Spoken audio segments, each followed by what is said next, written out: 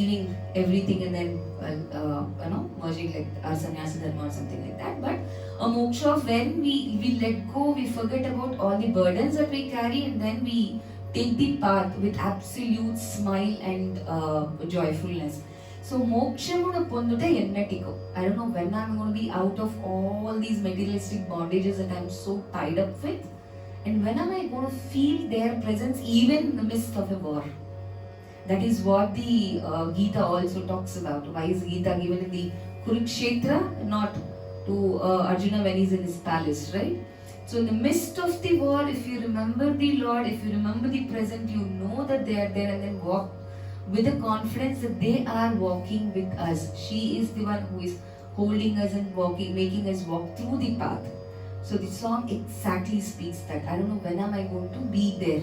So the urge, the longing to be there is what we are singing to this particular song.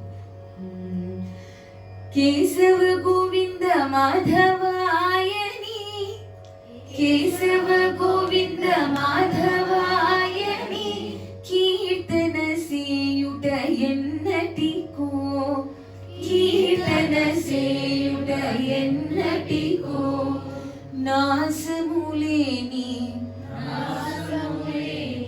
మోక్షమును పొందుట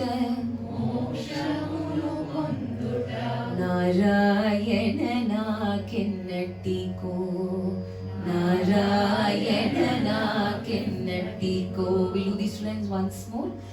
కేశవ గోవింద మాధవాయని కీర్తన సేయుట ఎన్నటికో, కేశవ గోవింద మాధవాయని కీర్తన సేయుట ఎన్నటికో, నాశములేని మోక్షమును పొందుట నారాయణ నాకెన్నటికో, నాశములేని మోక్షమును పొందుట Narayana నాకెన్నటికో. Let's just take the Narayana Namam.